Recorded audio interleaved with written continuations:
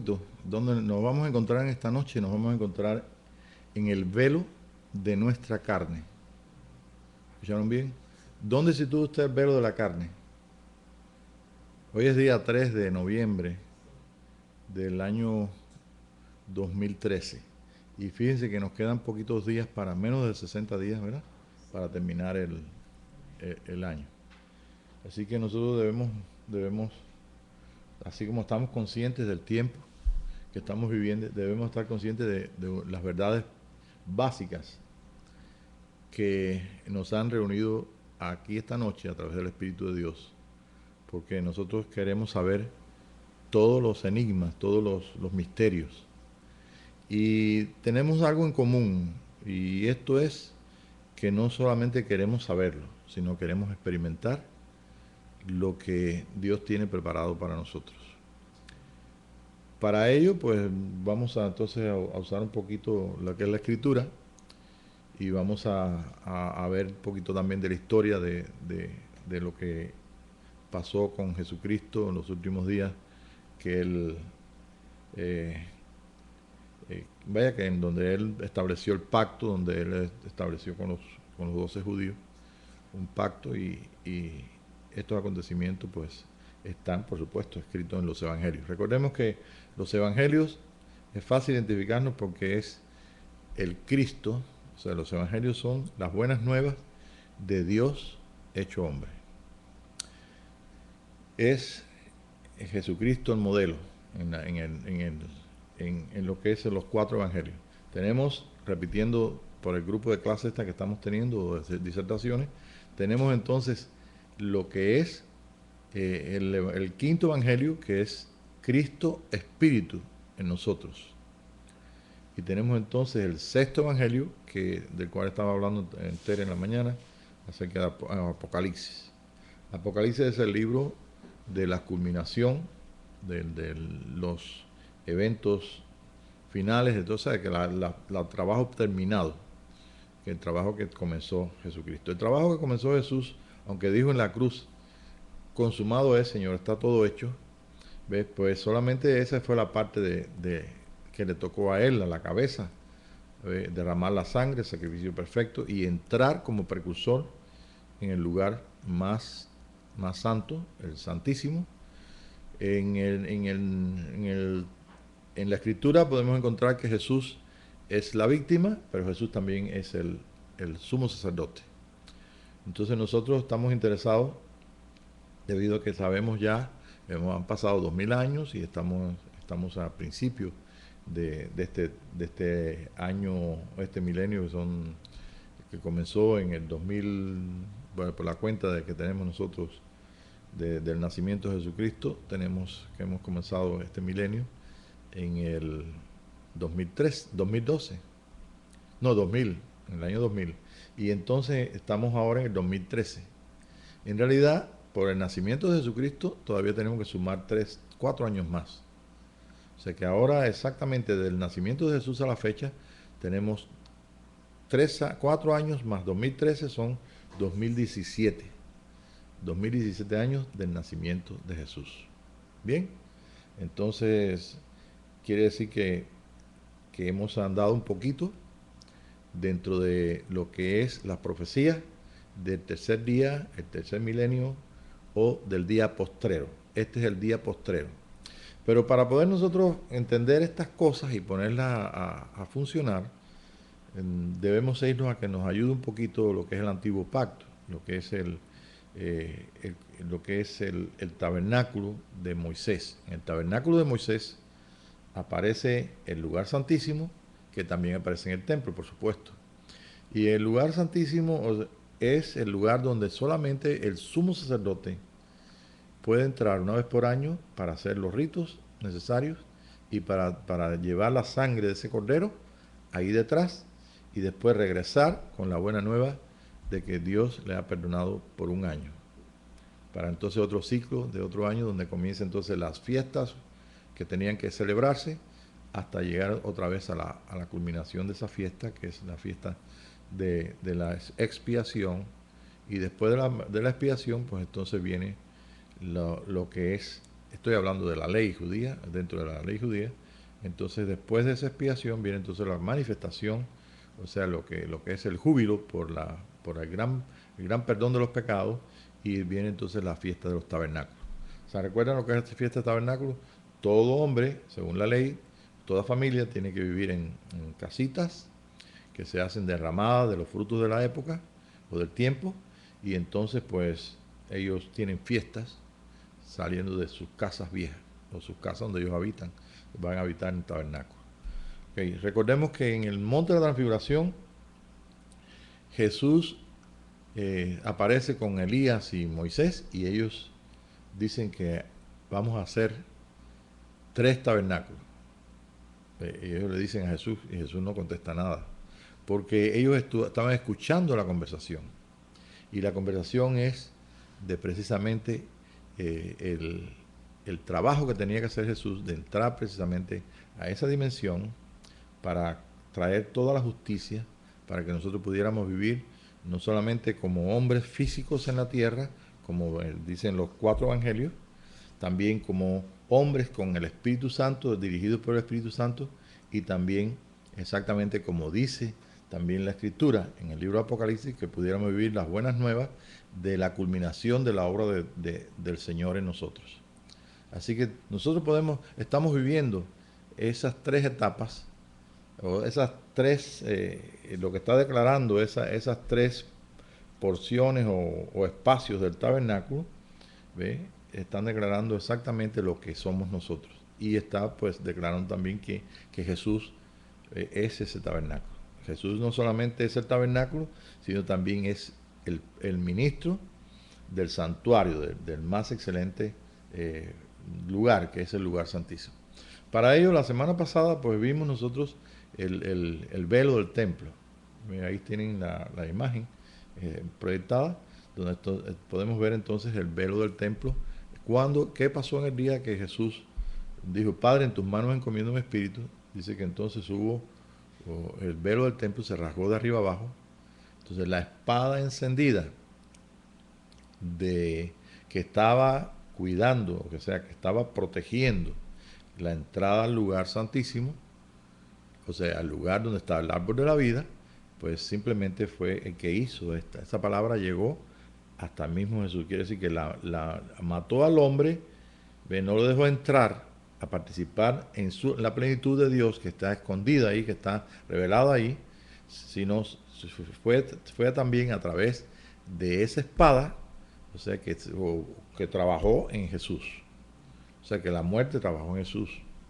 Es lo que decía Tene en la mañana, que si Juan pues esperaba que Jesús pasara algo, que el Señor lo bajara ahí. Aquel hombre tenía razón, diciéndole a aquel ladrón, nos decía, baja de la, sálvate tú y sálvanos nosotros. Pero Jesús no hacía nada por ser. Pudo haber apelado cuando Pilato le dijo, yo te puedo salvar. Y él le dijo simplemente, tú no puedes hacerme nada si no te has dado de lo alto. Entonces bien, mucha gente, y aún los discípulos no entendían lo que estaba pasando con Jesús en los días. En los evangelios que nosotros leemos, cómo fue la pasión de Jesús en los últimos días, y esto que tanto se predica y todo históricamente, nos podemos dar cuenta de que realmente ellos estaban con Jesús y no entendían ni la mitad de las cosas que el Señor estaba. Ahora, le toca a esta generación, la generación que puede, que tiene permiso de entrar. Yo creo que desde que Jesús dijo, Padre, en tus manos encomiendo mi espíritu, y el velo del templo se rasgó, desde entonces la justicia de Dios que está en cumplimiento detrás, Él tiene que entrar entonces ahora como sumo sacerdote, y después de la resurrección, Él viene. ¿Se recuerdan cuando le dice a María, no me toques, subo a mi Padre y a vuestro Padre, a mi Dios y a vuestro Dios? Entonces tenía que presentar en el tabernáculo de los cielos, tenía que presentarse como la ofrenda, y el cordero inmolado, y entonces pues fue donde recibió del Padre toda honra, toda gloria, y el nombre que es sobre todo nombre, el nombre más alto de Dios, que es el Elión. Si se pronuncia así no sé, pero así como se escribe, el Elión. Entonces como nos encontramos ante esa verdad que viene, yo no sé si ustedes se dan cuenta qué cosa es la espada. Vamos primero, la semana pasada vimos algunas cosas, pero creo que no sabemos qué cosa es la espada encendida. La espada encendida es algo que se impidió, es como algo que se revolotea, dice que tiene los querubines, o que da la impresión de que nadie puede entrar a ese lugar si no entra a través de la simiente de la mujer. Y la simiente de la mujer estaba bajo la ley que reclama la sangre en cada ofrenda que ellos practican en cada fiesta, en cada lugar, cada tiempo de la ofrenda, como hacía Abraham, que tenía una ofrenda en la mañana y una tarde. Pues simplemente Jesús era la ofrenda en el tiempo que Jesús entró, fue el cumplimiento de la ley. Para que la justicia de Dios pudiera estar funcionando, él tenía que cumplir la ley. Y la ley que Jesús cumplió, sí, cuando digo la ley que Jesús cumplió, no me estoy refiriendo vaya como los judíos mesiánicos dicen que nada, que fueron los 10 mandamientos. Pero hay algo que ustedes deben conocer, que la ley está eh, alcanzando todo precepto y todo. En la ley está todo, es como la base. Cuando digo los 10 mandamientos, es la ley de Dios. Pero cuando veo las leyes todas que tienen que funcionar bajo el régimen que Dios puso de las fiestas judías y de todo el régimen, pues de ahí salen. No hay ninguna ley que no esté incluida en esos 10 mandamientos. No hay ningún precepto que no esté incluido en esto. Es como en algunos lugares en el mundo que gobierna el presidente o el rey, gobierna a través de una ley. Y él no puede inventar leyes, sino simplemente esta ley que se llama la Constitución o la Carta Magna. Y todas las cosas que salen, todas las leyes que se hacen, o los preceptos en este caso, ¿eh? Pues simplemente tienen que ser de acuerdo a esa base. Así que nosotros vemos, cuando vemos el diezmo, por ejemplo, en el Antiguo Testamento, está hablando de toda la bendición que Dios te dio. El diezmo es todo. Ahora, en los 10 usted sabe que así como los 10 mandamientos, están resumidos todas las demás cosas. Así que no tenemos ningún interés tampoco de discutir con nadie. Yo sé que la justicia de la ley es un hombre, la justicia de la ley es Jesucristo, es un cordero. Ese cordero debía derramar sangre, y ese cordero es el mismo sumo sacerdote que entró, ¿ve?, para cumplimiento de todo, así como hacían los ensayos del Antiguo Testamento, en el Antiguo Testamento bajo la ley, los sacerdotes que debían funcionar bajo la ley. ¿Ok? Entonces hasta ahí está bien, ¿verdad? Hasta la semana pasada pues vimos estas cosas así.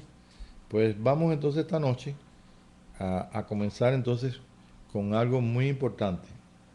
Lo que digo que es importante es que vernos nosotros dónde estamos.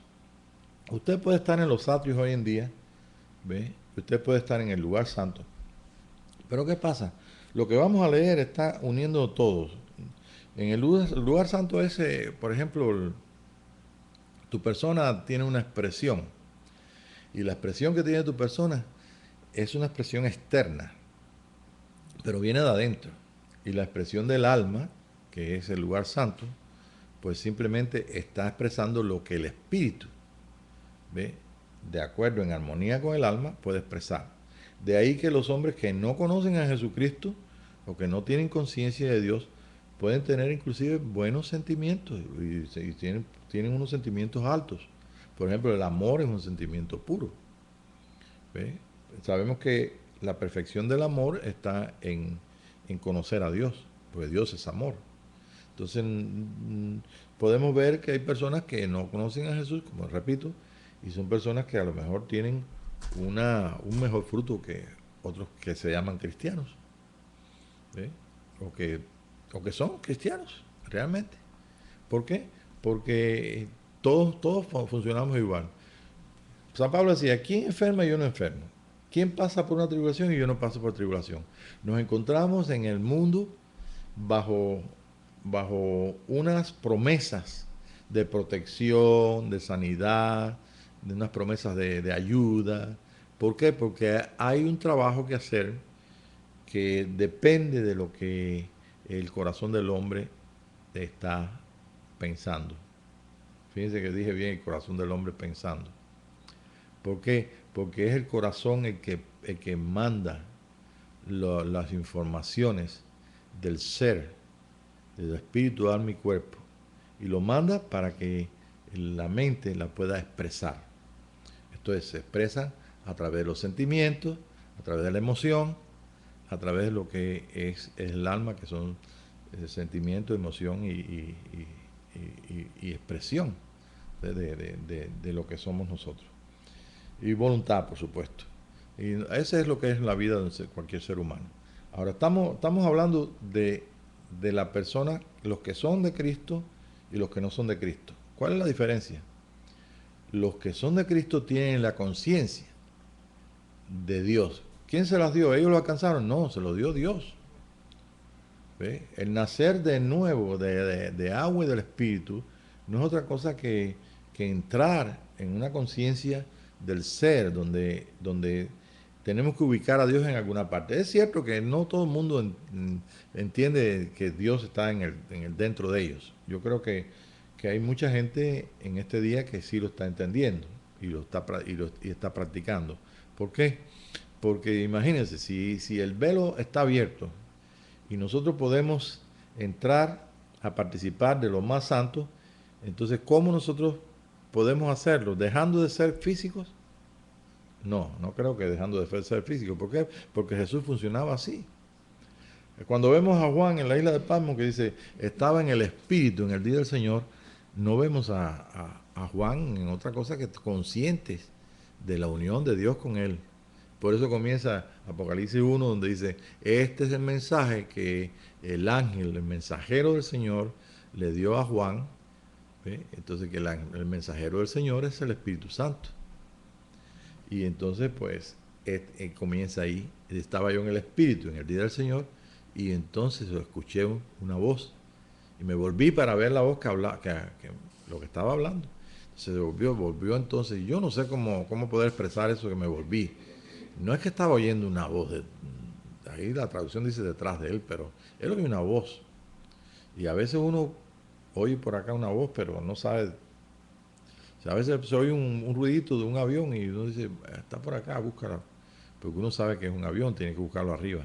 Pero realmente lo que él escuchó es algo más que algo que es algo que él no había escuchado nunca.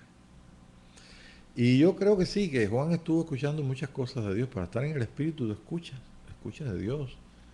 Pero esta vez fue algo que Dios le tenía preparado para revelarle. Y fue a través primero de la voz. Y cuando esa voz no era una sola voz, sino eran muchas voces, pero era como una sola. Era una unión, una unidad de voz. Era una voz potente. Y entonces él se volvió, que sí, cuando vio, lo estaba viendo. Lo que estaba viendo, lo estaba viendo en la conciencia de que él es un hombre espíritu, no que es un hombre natural. En la conciencia de que es un hombre natural es que él era hebreo, me imagino, ¿no? Y entonces que estuvo bajo la ley, una serie de cosas que podemos ver acomodando lo natural y lo espiritual. Entonces, este es el día donde nosotros podemos acomodar lo espiritual y estar conscientes de que realmente es en el espíritu, en esa unión con Dios, ubicando el trono de Dios en nuestro corazón y ubicando las experiencias más tremendas, sin ningún impedimento de parte de Dios para que nosotros participemos de ello. ¿Por qué digo ningún impedimento? Porque el impedimento estaba precisamente en la espada. La espada que aparece encendida en el libro de Juan, en el libro de Génesis, esa es una palabra que Dios dio. Pero aparece no solamente la espada encendida. ¿Qué es espada? Tú dices, bueno, es la palabra de Dios. Entonces, ¿dónde vemos otra vez la espada? Juan la vio, de la que salía de la boca de aquella figura. ¿Ve? Salía de la boca. Y la voz que él escuchó, ¿cuál que era? Voz de muchas aguas. Entonces, ¿qué es fuego? La espada no solamente era una espada que tenían los querubines en la mano para pelear con la gente que se fuera a meter. La espada era una espada encendida. Entonces, el fuego habla del Padre. El fuego habla el pacto que hizo Abraham con... El fuego es la naturaleza de Dios. Nuestro Dios es fuego, ¿qué? Consumidor. Habla del amor. ¿Ve? Habla de una serie de cosas que realmente, aunque nosotros estemos palpando un poquito, podemos darnos cuenta de que esa espada encendida es más que una espada natural. Por supuesto que es un símbolo. Y eso ha estado funcionando en toda la humanidad antes del diluvio, después del diluvio, hasta que Jesucristo vino y entonces esa misma espada dijo, bueno, pues se abre el velo. ¿Para quiénes? Para los hijos, para la gente de fe.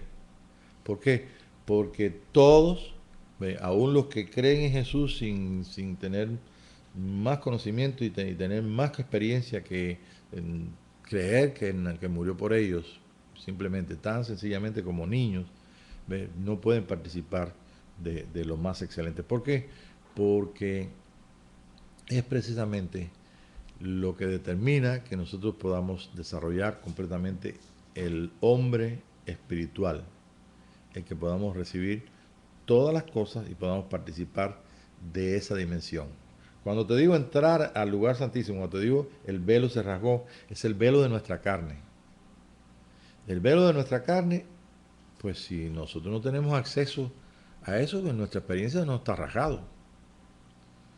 ¿Qué es lo que lo que hace que el velo de nuestra carne no esté? Bueno, entender que desde hace 2000 años el velo aquel de Jesucristo se rasgó, el velo del templo se rasgó, Dios no iba a la gente de fe, a sus hijos, no iba a limitarlos, sino que le estaba dando completamente para que vivieran aquello que estaba diciendo Elías y Moisés en el monte de la transfiguración.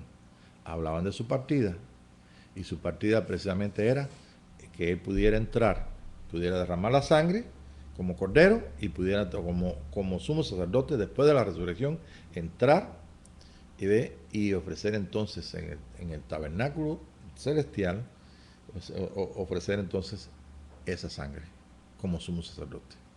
Ese es el paso. Cuando Jesús dice, yo soy el camino, la verdad y la vida, eso es precisamente lo que está hablando. Ese es el camino que Él preparó para que nosotros andáramos en Él. Y antes de entrar en eso, vamos entonces a estar seguros de que ese lugar del lugar santísimo, ese lugar de 10 por 10 por 10, en lo natural, es mucho más que 10 por 10 por 10. Es la dimensión, es nuestro espíritu, es lo que puede estar en contacto con la cuarta dimensión. Es lo que soporta nuestro ser, lo que soporta toda esta cantidad de miles de millones de células que tenemos y de millones de espacios en los cuales el electromagnetismo va formando las células, o sea, lo que son todo lo que es las moléculas de nosotros. Tenemos, repito, como estos días dije, tenemos, el hombre tiene más espacio vacío en él que lleno, que físico. Por tanto, ese espacio vacío es lo que está mostrando que hay espíritu ahí. Si ustedes no se pueden ver los electrones, los protones dando vueltas, el núcleo, eso tú no lo puedes ver, no hay ningún telescopio que pueda ver eso, pero ahí están. Y usted lo puede comprobar por matemáticas y todo. Y aunque lo dividan el átomo y lo hagan una partícula más pequeña y todo, siempre va a haber más espacio. Y este espacio, el cual nosotros damos una expresión en este espacio que tenemos aquí, que llamamos físico de la Tierra, esa expresión simplemente está sostenida por el espíritu que tú expresas. Tú lo estás expresando a través del alma, que es de tu voluntad, tu sentimiento y tu emoción, y lo expresas a través de tu cuerpo. ¿Okay? Y esto es lo que es un hombre que está deseando ser llevado a la imagen y semejanza de su hermano mayor, el modelo que Dios dejó aquí en la tierra. Que por cierto le costó bastante, ¿verdad? Le costó todo a Jesús para poder establecer ese modelo. Por eso es que era el sufrimiento de Jesús antes de la cruz. No porque él tuviera miedo ni nada de eso, sino simplemente porque es bien difícil estar en una situación donde tantos millones y millones de personas, todos los almas de todos los seres humanos estaban en, exactamente en la obediencia a lo acordado desde antes de la fundación del mundo. El Cordero, se recuerdan que fue inmolado antes de la fundación del mundo, pues la justicia de Dios viene desde allá. Y la creación de Dios de su Hijo es el misterio escondido por los siglos de los siglos.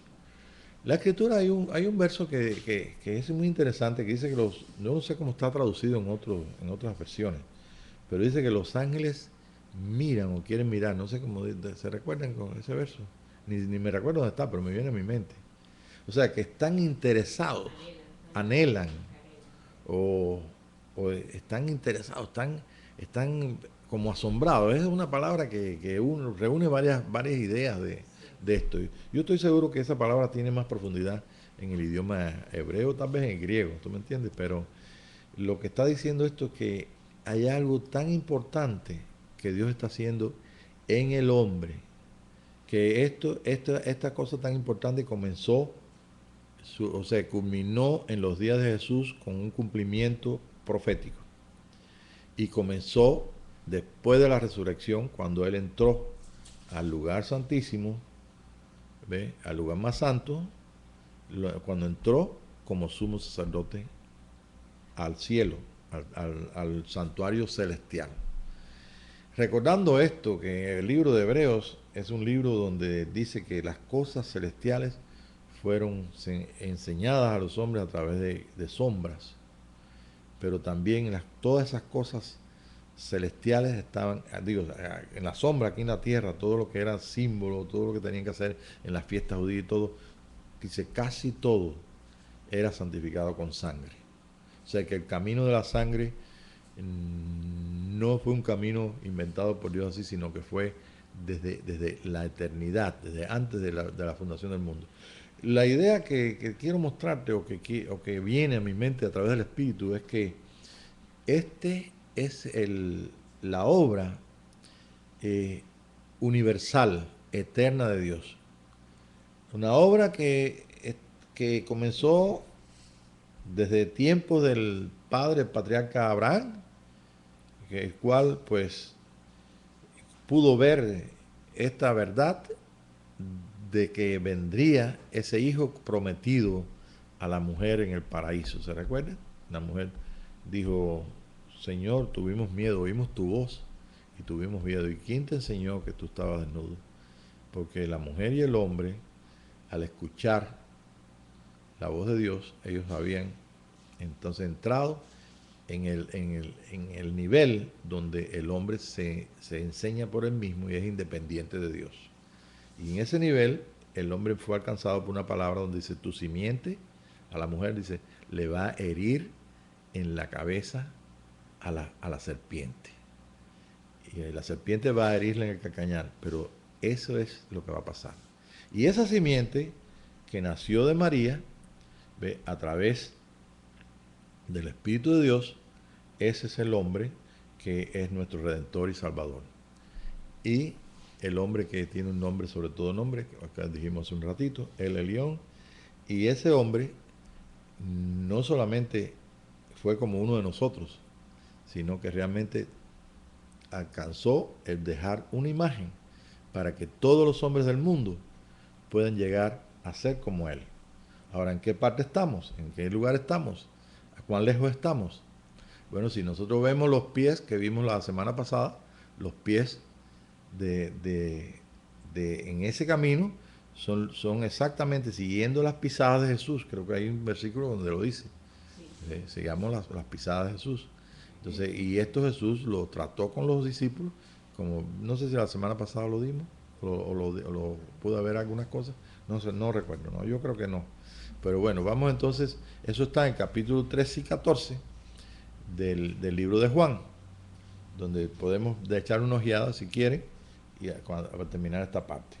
Esta parte, pues, simplemente lo quiero cerrar con los versos de Hebreos capítulo 1, para que nosotros tengamos o que quede grabado que tenemos una conciencia de que ahora siempre Dios ha hablado y habló, pero es tan importante escuchar, tan importante estar en el Espíritu, porque ejemplo tenemos por Juan, pero aquí en el libro de Hebreos, capítulo 1, dice: Dios, habiendo hablado muchas veces y de muchas maneras en otro tiempo a los padres por los profetas, en estos postreros días nos ha hablado por el Hijo, a quien constituyó heredero de todo y por quien asimismo hizo el universo. El Hijo, oír al Hijo. Cuando el Señor, cuando Juan en la isla de Patmos escuchó una voz de muchas aguas, lo que escuchó fue la voz de muchos hijos, pero era el Hijo que estaba hablando. O sea, ¿cómo nosotros podemos hablar por el Hijo? Si estuviéramos bajo la ley, estuviéramos hablando por inspiración del Espíritu Santo y estuviéramos como profetas. Y por supuesto, dice el Señor, eso es lo que dice el profeta, así dice el Señor. Cuando estamos en la iglesia, en los dones del Espíritu Santo, ¿cómo decimos? Así dice el Señor, dice esto y esto y esto. O así dice el Espíritu del Señor, que es el Espíritu Santo. Pero hablar por el Hijo es mucho más que eso. Es lo que tiene que establecerse. Si usted no oye lo que tiene que establecerse, lo que tiene que establecerse no se establece. A ver, vamos a ver si nosotros podemos entender esto. Si ahora el Señor viniera aquí y dijera: bueno, pues yo voy a cambiar todas las cosas, que no va a pasar así, pero bueno. Y quiero entonces decirle al hermano Pablo que tú eres mi hijo, yo te engendré hoy. Tu nombre es Pablo o Pablito. ¿Qué va a pasar? ¿Ustedes creen que yo voy a poder seguir en las debilidades, en las necesidades? No, simplemente soy su hijo. Pero es que ya yo eso lo sé. ¿Pero por qué entonces no lo he alcanzado? Porque lo sé en la justicia de Dios, Él me ve a través del sacrificio de Jesús. Pero en mi propia justicia yo tengo que poner mi corazón y decirle a Dios que me interesa esto. Por esa razón estamos aquí esta noche. Porque nos interesa. Nos interesa qué cosa es lo que podemos experimentar en este camino. Y sobre todo nos interesa cuál es el final de ese camino. Entonces, si nosotros como iglesia no sabemos cuál es el principio del camino y no sabemos cuál es el final, entonces imagínense, lo que tenemos entonces es una expresión religiosa de doctrina, donde podemos ver entonces, como dice el capítulo 6, dejando atrás los rudimentos de la doctrina. O sea, ¿qué son rudimentos? Primeramente, a ver si ustedes saben algo. Mirna está por acá. ¿Saben qué son rudimentos? O Tere, o algunos de los que estamos aquí. ¿Qué son rudimentos? Los rudimentos es la base. ¿Sí? Dejando atrás la base, los residuos, dejando atrás la doctrina, dejando la letra. Vamos adelante, dejando la letra, dejando dejando la ley. Esa cosa es dejando la ley, ¿no? Ustedes saben que por 2000 años ha habido un carácter legalista en toda lo que es la iglesia cristiana. Estoy hablando de tanto el primer siglo como el segundo, el tercero, la época católica romana, la época protestante, la época pentecostal y ahora el tiempo que estamos viviendo, que es post-pentecostal. Hay mucha gente que dice neopentecostal, por no decirle entonces carismática, ¿ve? Porque como carismática los católicos fueron los que pusieron ese nombre. En lugar de ser movimiento espiritual, le pusieron movimiento carismático. Carisma es espíritu, como, ¿ves? Pero bueno, entonces estas épocas se fueron vividas por 2000 años a través de un carácter donde la escritura fue la base primero. Por 1500 años guardaban los manuscritos en el Mar Muerto, guardaban los manuscritos los grupos cristianos, se guardan. Nadie sabe dónde están por ejemplo, los manuscritos, los manuscritos para la Biblia, los principales. Esos no aparecen en nada, no en ningún lugar. Además, si la Iglesia Católica tiene algo, pues no lo va a decir tampoco. Y simplemente, ¿qué nos ha llegado a nosotros? Nos ha llegado lo que por edades, por tiempo, por concilios, por decretos de la iglesia fueron cambiando y fueron añadiendo y fueron quitando. Y nos ha llegado lo que nos ha llegado por la gracia de Dios. Nos ha llegado la Biblia. Pero todavía viene Lutero y en 1500 suelta la escritura, comienza la imprenta y comienza a grabarse la escritura en alemán y en español. Pues son los dos idiomas básicos. Y después entonces continúa hasta nuestros días con todo lo que es la historia del mundo evangélico protestante. Hasta Pentecostés, que viene en nuestros días, en 1910, 1906, 1910 en adelante. El tiempo que estamos viviendo no es tiempo pentecostal, no es tiempo es un tiempo precisamente donde los rudimentos de lo que es doctrina y dogma se tienen que dejar atrás. Con esto no te estoy diciendo, hermano, tú no tienes que saber, no tienes que saber algo, tú puedes saber todo lo que el Espíritu te revele. Pero una cosa es lo que el Espíritu te revele y cómo funcionaba y cómo funciona la gente, diciendo, aquí dice que tú tienes que ser santo y tú tienes que ser santo. Eso es un sistema legalista. Pero si aquí, ahora en el sistema que es el Espíritu, en el Espíritu y donde estamos en la justicia de Dios, no importa si es en el tiempo de Juan el Bautista o si es en el tiempo de ahora, es muy distinto. Ya te sales entonces de lo legal. ¿Por qué? Porque entonces cuando leen tienes que ser santo, entonces uno entiende por el Espíritu que uno no puede ser santo por uno mismo. Basándose en la justicia de Dios, uno es santo. Señor, yo creo que yo soy santo. ¿Ves? Pero como decía San Pablo, o como dijo aquel hombre, creo, Señor, ayuda a mi incredulidad. Entonces tú puedes decir que tú crees, y verdad que crees, pero ¿cuánta parte incrédula hay en ti? ¿Cuánto hay natural en ti? Entonces esta es la diferencia entre el tiempo de carácter, donde la iglesia fue llevada al desierto por 2000 años, ¿ve? Y lo que es que en esos 2000 años hubieron personas como Juan, por ejemplo, que estaban en el Espíritu y participaron de lo más excelente. Pero en carácter, es decir, generalmente, la iglesia hasta nuestros días, y todavía podemos poner la televisión para que ustedes vean los mensajes. Los mensajes son reflexiones muy buenas a veces, pero en todas o se necesita el ministro, o se necesita la persona que tenga los dones, o se necesita simplemente un esfuerzo extraordinario y un sacrificio para dejar entonces los rudimentos, no sé, para vivir algo que realmente está escrito aquí. Cuando lo que está escrito aquí eso es la confirmación de lo que Dios hace en nosotros. Pero está escrito aquí porque esa es la ley que nadie la puede quitar. La ley, inclusive las leyes de nuestro sistema de hombre, no se borran, no se tiran los libros porque hayan puesto una ley nueva. Si no se le van añadiendo. Ustedes lo han visto en los amendments que le llaman, en los distintos cosas que van sacando de la constitución de nuestra de aquí de Estados Unidos, ¿sí? Donde entonces ellos van sacando y van poniendo preceptos y van poniendo todo, pero de acuerdo a la base, ¿ve? Nosotros también tenemos una base que es una letra que es muerta. Ahora, ¿qué es la letra viva? Es la vida de Dios. Y la vida de Dios está confirmada aquí con la letra muerta. Entonces, ¿cuál es la diferencia entre la letra muerta y la letra viva? ¿Cuál es la diferencia?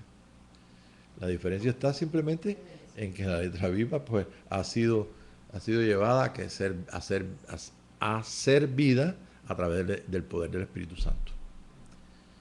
Y la letra muerta simplemente es algo que nos manda, establece algo que ya Jesús cumplió. Lo que Jesús cumplió es la justicia de la ley. Si son los 10 mandamientos, es toda la ley. Y si es toda la ley, son los 10 mandamientos. Entonces no tenemos discusión ninguna. Ahora, todos sabemos que la Biblia tiene más cosas. Tiene historia de los hebreos, tiene historia del pueblo de Dios, tiene historia de los patriarcas, tiene los profetas, y tiene Apocalipsis, y tiene estos tres aspectos de Dios en el hombre. Dios hecho hombre, las buenas nuevas del Espíritu en el hombre, y las buenas nuevas del sexto evangelio, que es la conclusión de todas las cosas y la victoria de Jesucristo sobre todo lo establecido por Dios Padre. Como quiera, gracias al Señor, que ya sea por la elaboración de hombres, ya sea por los libros que han aceptado como no apócrifos, por los libros que tenga la Iglesia católica o usted lea apócrifos, no importa lo que sea, tenemos el Espíritu de Dios que le da luz tanto al Nuevo Testamento como al libro de los Hechos como al libro de Apocalipsis. Y esa es nuestra esperanza. Entonces cuando este escritor de Hebreos dice en capítulo 6, dejando atrás los rudimentos de la doctrina, vamos adelante ¿a qué? ¿Qué dijeron? ¿A la qué? Quiere decir que los rudimentos de Cristo no me perfeccionaron en nada. Los primeros estudios, las primeras experiencias que tenemos en Cristo. Es como los niños. Ustedes creen que dice, vamos a dejar atrás ya, vamos, usted se ha visto grande, usted pasó por kindergarten, yo no pasé por kindergarten. El kindergarten para mí fue mi casa. Los muñequitos del domingo y mi mamá leyendo y aprendiendo yo aprendí a leer con los muñequitos del país, que se llamaban, venían los domingos, los muñequitos de Big Bradford y todo eso. ¿Ves? Bueno, pues eso es un rudimento. Ahora, después de 20 años, no, yo que tú estás leyendo Los Miserables, no, yo lo que estoy leyendo es los muñequitos del país. Es lo mismo. Entonces, fíjense bien, ¿para quién es el mensaje? Para los niños, para los que no han podido alcanzar por lo que fuera. ¿Ve? Porque también recordemos que por 2000 años Dios nos ha permitido ¿ve? Que nosotros funcionemos con una escritura como rudimento que ya pasó y entonces con algo que simplemente es más excelente que la misma escritura y que no es distinta a esta escritura, como cuando nos enseñaba el hermano Galleiro, decía, hay una palabra que es esta palabra, pero no es esta palabra. Y yo decía, sí te entiendo, sí, porque es una palabra que es esta, estamos respetando, y esto es la palabra de Dios, ley escrita, de tapa a tapa. Pero hay una palabra que no es esta, porque es una palabra de vida, es la palabra viva. Y la palabra viva lo que la garantiza no es nada más que la acción de la unión del Espíritu Santo con nosotros en la expresión del habla. Entonces cuando dice aquí Hebreos, habiendo Dios hablado muchas veces por los santos, a los profetas, o sea, ha hablado a través de los profetas, a los padres, hoy nos habla por el Hijo. Hoy nos habla por el Hijo. Entonces eso es escuchar. Ahora, hay otros... yo tengo hasta... Mira, lea todo hasta el 1 al 14. No me da tiempo esta noche porque ahorita terminamos, ¿no? Es algo que pero lea todo este versículo, capítulo 1 hasta el 14. ¿Ve? Y entonces eso fue antes. Sí, Hebreo. No lo vamos a leer porque... pero usted lo lee, usted es una tarea suya. Lea del 1 hasta el 14. Eso es todo el versículo, todo el capítulo 1. ¿Ve? Pero fíjense bien, la palabra de este capítulo 1 es oír. ¿Ok? En el libro de Hebreos es muy importante oír. Oír lo que el Espíritu dice a las iglesias. Entonces dice, ¿dónde está? En Apocalipsis. Entonces, oír al Hijo. El Hijo está hablando. A él oír. Entonces, cuando viene la palabra en el lugar santísimo, en el lugar más alto, en el lugar de la transformación, o ese lugar donde estaban en el monte alto, San Pedro dice, oímos en ese monte alto su voz. Dice, y el Pedro, que es un hombre que Jesús llevaba a todos los lugares importantes, pues ese hombre estaba acostumbrado a seguir a Jesús. Y ese hombre dijo, allí nosotros estuvimos en ese monte santo. Y da testimonio de ello en Pedro.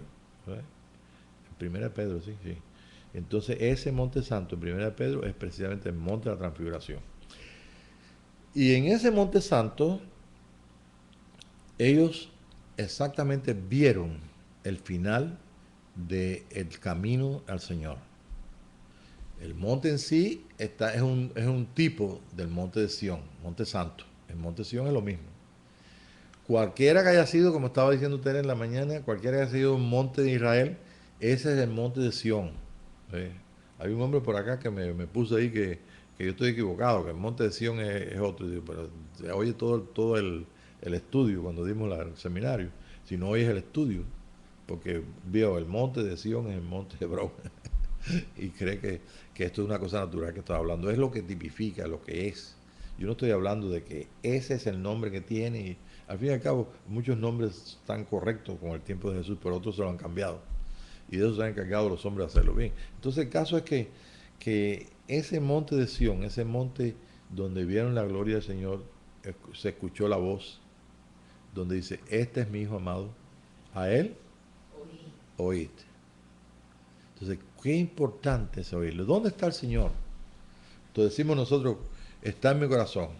Como en la mañana, como los dos hermanos que como dijeron, queremos comenzar, queremos tener la conciencia, queremos rendirnos al Señor. El muchacho jovencito y el médico, ¿no? También.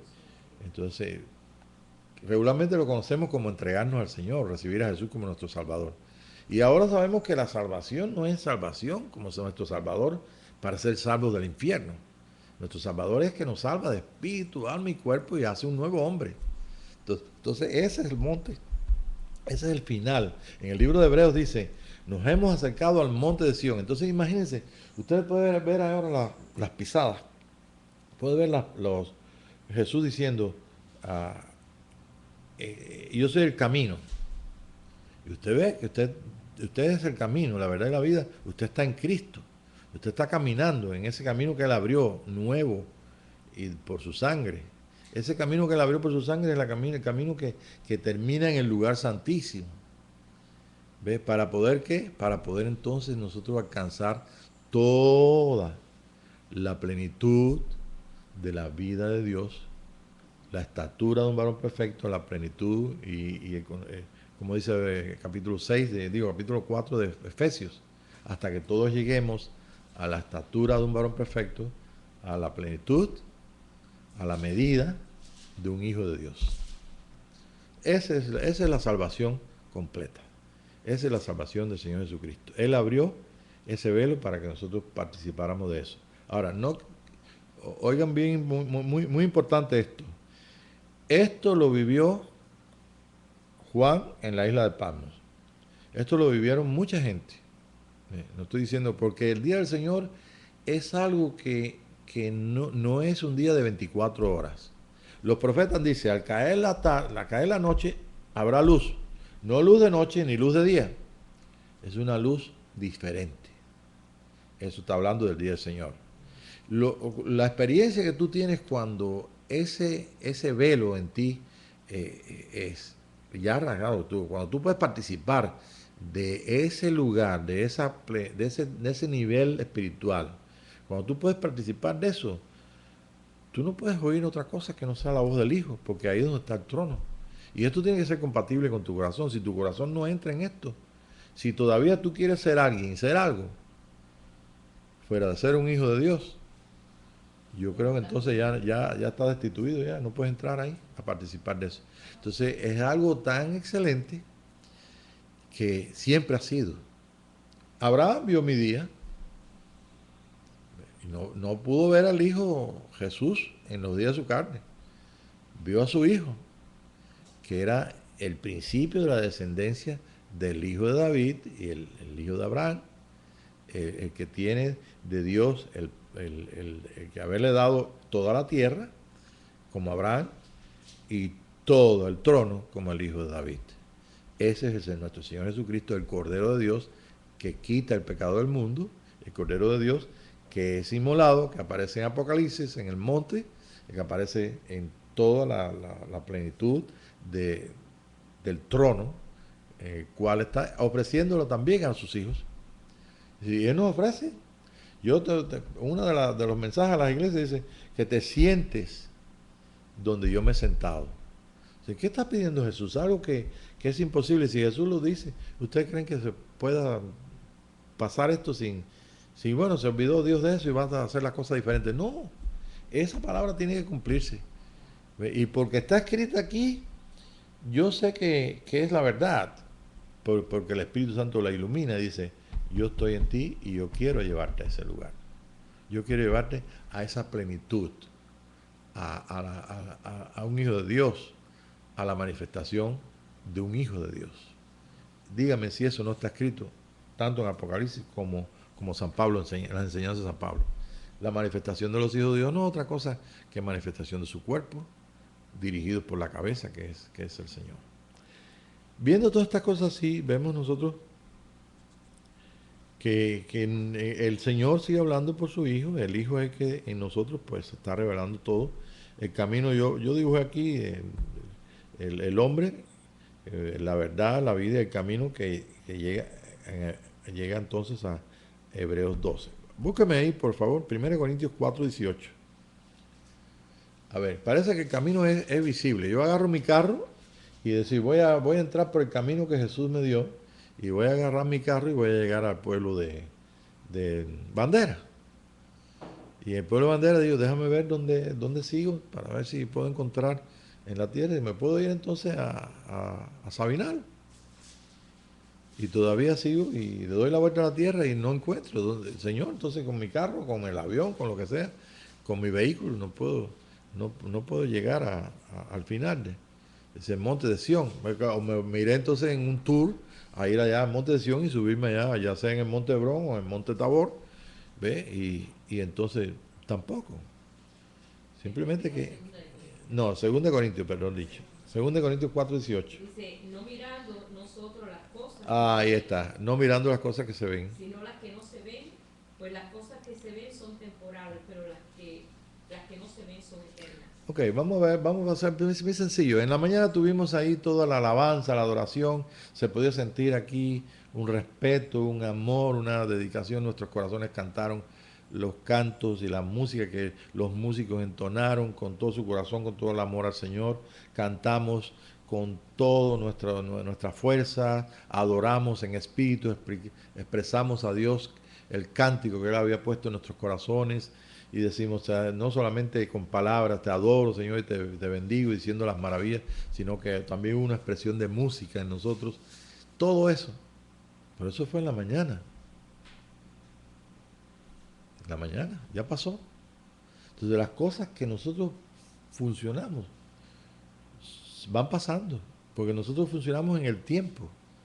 Pero cuando estamos hablando del lugar que no se ve, es el lugar viendo las cosas que no se ven. Entonces, ¿cómo tú puedes ver lo que no se ve? ¿Cómo en la mañana pudimos decir, el Espíritu de Dios está aquí, el Señor está aquí? ¿Ve? ¿Cómo fue que lo percibimos? Bueno, primeramente porque está escrito. Ahí en el escrito dice que donde hay 2 o 3 reunidos, ahí estoy yo, dice el Señor. O sea, yo estaré con vosotros todos los días hasta el fin del mundo. O sea, que no hay duda que hay 2 testimonios y eso que hay muchísimos más. Pero ya pasó el tiempo, no vimos nada. Digo, por lo menos puede ser que un hermano haya visto una visión, que hayamos tenido alguna experiencia de las que se tienen, una emoción. Una hermana me pidió que podíamos orar porque el Espíritu de Dios está constriñendo y estas 2 personas se entregaron al Señor. O sea que no hubo duda que el Espíritu de Dios se movió, pero no vimos nada.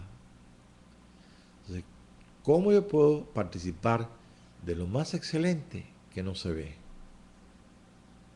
Mirando, dice aquí, oyendo. Si nosotros oímos, nosotros podemos ver hasta el punto de que lo espiritual sea la experiencia más fuerte que lo natural. Tenemos más conciencia de lo natural. Si tengo hambre, si tengo frío, si tengo calor, si necesito hacer esto, si necesito hacer lo otro. ¿Por qué? Porque vivimos en un mundo tridimensional, un mundo físico. Pero ese mundo físico está sostenido por mi espíritu, por el propio espíritu de cada uno de nosotros.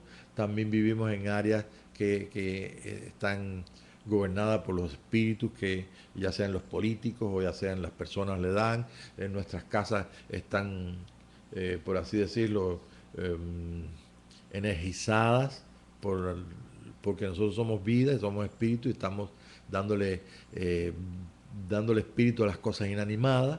Vivimos en un mundo que por un lado o por el otro vamos a participar de cosas espirituales. Usted llega a un lugar donde, aunque esté oscuro, y ese lugar es un lugar donde hay un espíritu feo, digo yo feo por no decir una palabra feo como dicen los mexicanos, ¿no? Pues usted siente, usted dice, no ves nada ni oyes nada, pero espérate, todo tu ser está en contacto con tú que eres espíritu y no tienes, tenga o no tengas conciencia que está el espíritu de Dios en ti, tú se sientes. ¿Cuánta gente dice, oye, y hasta en el Antiguo Testamento viene, dice un espíritu y se erizó el cuerpo, ahí lo dice, Sí, sí. ¿ves? Entonces de ahí que la gente muchas veces dice, oye, hay un espíritu que mira cómo me puse, chinito, como dice acá, me estoy todo erizado. Entonces, mire, somos sensibles, pero esto es todavía mucho más que ser sensible. Esto es saber que hay algo ahí sin verlo. ¿Cómo? Por la unión del Espíritu de Dios contigo, por la capacidad en la cual tú estás unido al amor de Dios, por ese lugar santísimo, todas las cosas se disciernen a través del oído. Y usted dirá, pero tú oyes que Dios te dijo, ahí hay algo. No, no tienes que escuchar eso. Simplemente tienes que reconocer que estás mirando algo que con los ojos naturales o con el hombre natural no puede ver. Y esto nos va a servir para muchas cosas, porque es precisamente viendo lo que no se ve es que nosotros podemos tener autoridad o sea, tenemos la autoridad, pero tener el ejercicio de autoridad sobre los espíritus gobernadores de las tinieblas. No dice así la escritura, no tenemos lucha contra qué, contra carne ni sangre, sino contra qué, contra principados, potestades y qué más. Y gobernador de las tinieblas. Ahora, gobernador de las tinieblas. Ahora, yo quiero, sin crítica ninguna, a los hermanos que enseñan lo de la guerra espiritual y toda esa serie de cosas. Si no saben esto, yo no sé cómo están dando golpes al aire. Dando golpes al aire porque no te digo tú que atinen, porque aquí estamos, yo me vendan los ojos y me ponen a romper una piñata y puede ser que de 1000 palos que le da a la piñata, ¿ves? Alguno le tiene que dar, ¿ves? Entonces imagínate, es como estar ciego y tocando. No, estoy en la mesa, estoy aquí en lugar, estoy acá. Es mirando a Cristo a cara descubierta como un espejo. Es participando de lo más excelente, participando de esa conciencia de que se hace cada vez más fuerte de las cosas que no se ven. Y aquí está escrito, mirando a cara descubierta como un espejo la gloria del Señor. Eso es exactamente su reino. Su reino es que está viniendo precisamente y viene a esta tierra y sigue viniendo hasta que nosotros podamos dar una imagen perfecta de lo que es un hijo de Dios aquí en la tierra. Ok, nos vamos un poquitito entonces en Hebreos 12, 1 y 2. A ver si cómo lo dice Hebreos 12, 1 y 2. Ya estamos terminando. Por tanto, nosotros también, teniendo en derredor nuestro tan grande nube de testigos, despojémonos de todo peso del pecado que nos asedia y corramos con paciencia la carrera que tenemos delante, puestos los ojos en Jesús, el autor y consumador de la fe, el cual por el gozo puesto delante de él sufrió la cruz, menospreciando el oprobio, y se sentó a la diestra del trono de Dios. En la mañana, por así dar un ejemplo, que estábamos mucha gente en alabanza y todo, pues se dijo que el Señor estaba aquí. Yo no lo vi con mis ojos naturales, pero estaba aquí. En mí está, recibí a Cristo como recibieron los hermanos, otra vez repito, pero no fue un Cristico que se sentó ahí en el corazón de ellos. No fue un Jesucito. De entrada, Cristo es una sola persona.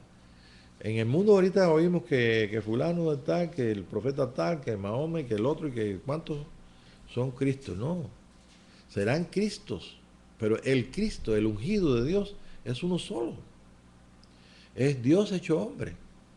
Él no tiene ninguna competencia, no podemos competir con eso. Mas, sin embargo, Él ha dado de su espíritu, Él nos ha ungido, formamos parte de un solo Cristo, de un solo Dios, de un solo hombre, de un solo Rey, de un solo Señor, de un solo Cordero que se sentó en la en el trono del león de la tribu de Judá. Es muy diferente. Sí, Cristo no tiene que competir con Mahoma, no tiene que competir con ninguno de los que vinieron antes que él. Porque vinieron como Cristo, aportaron algo. Yo no te estoy diciendo que no aporten. Por supuesto que aportaron espíritu, porque aportaron. Mire a ver si estos hombres de la antigüedad, de los hindúes y otros, por no decir los nombres, díganme si no aportaron. Son hombres de renombre. Pero bueno, es un asunto el asunto nuestro es un asunto de Dios con la humanidad. Pero el asunto nuestro es acomodar lo espiritual a lo espiritual, y la verdad es la verdad. No puede uno hacer una verdad media y una verdad poquita. Y mientras más se disipe estas cosas en nosotros, dice que nosotros, viendo a cara descubierta, ¿ve? Hebreos 12, de 1 y 2 que leímos, viendo en Jesús, en Cristo Jesús. Esa es la clave. Ok, entonces bueno, vamos entonces a terminar haciendo un resumen entonces de Sión, y vamos entonces ahí a Hebreos 12, 18 a 24, para que quede bien grabado aquí que lo que hay en Sión. Nuestro camino en Cristo comenzó el día que nosotros movimos nuestro corazón después de que Él se ha revelado a nosotros a través de la predicación, a través del mensaje, a través de lo que, como dice San Pablo, entrando un indocto, un incrédulo, por la palabra profética, dice Dios está aquí. Entonces ninguna persona que reconozca que el Espíritu de Dios está aquí, que participe, que sienta, que vea algo, que participe, que Dios le hable, se va a ir igual. Al contrario, va verdaderamente a decir, aquí está Dios. Eso yo lo he visto en las reuniones, donde una persona no sabe qué decir y grita y dice, aquí está el Señor, aquí está. Y son personas que nunca han leído eso, porque se ha revelado Dios a ellos. Ahora, recordemos que en la voluntad que tenemos nosotros, el mismo Jesús lo mostraba a las personas que le iba a dar los ojos, le iba a dar un milagro. ¿Qué quieres que te haga? Por supuesto, si yo soy ciego y me duele el pie, ¿qué le voy a decir a Jesús? No, nada más que me duele, que me quite el dolor del pie. No, hombre, si lo que necesito es ver, ese es mi problema mayor. Entonces nosotros sabemos cuáles son nuestros problemas mayores. Y obramos y decimos, honestamente, nuestro caminar a Sion, nos hemos acercado. Yo siempre preguntaba, ¿por qué dice nos hemos acercado? Porque yo creo que la parte más importante de nosotros es porque el camino del Señor comienza de la cruz, la resurrección y hasta el monte de Sion. El monte de Sion es el monte del reino más grande de todos los hombres, la culminación. Entonces, en Hebreos 12, ¿ve? Nosotros podemos ver, en casi todo Hebreos 12, pero voy a decirlo para que se quede copiado, aunque no lo podamos leer todo. Del 11 al 17 dice, nos hemos acercado al monte de Sion. ¿Ok? Del 18 al 24 y del 25 al 29. Si usted lo lee en su casa, pues podrás darte cuenta por el Espíritu de Dios la magnitud, la profundidad de esta enseñanza. Y por último, entonces, que es una que yo he citado, Hebreos 6.1 y Hebreos 5, donde establece que Jesucristo es el sacerdote. Esto lo hemos dicho por palabras, o lo he hablado con palabras, pero sobre todo tengamos en cuenta lo que dice Hebreos 12. Todo lo que hemos encontrado en ese monte de Sion es algo tan maravilloso que se resume con, tenemos alrededor tal nube de testigos. En la mañana yo no vi Los Ángeles, pero yo dije esa palabra, no sé si se dieron cuenta.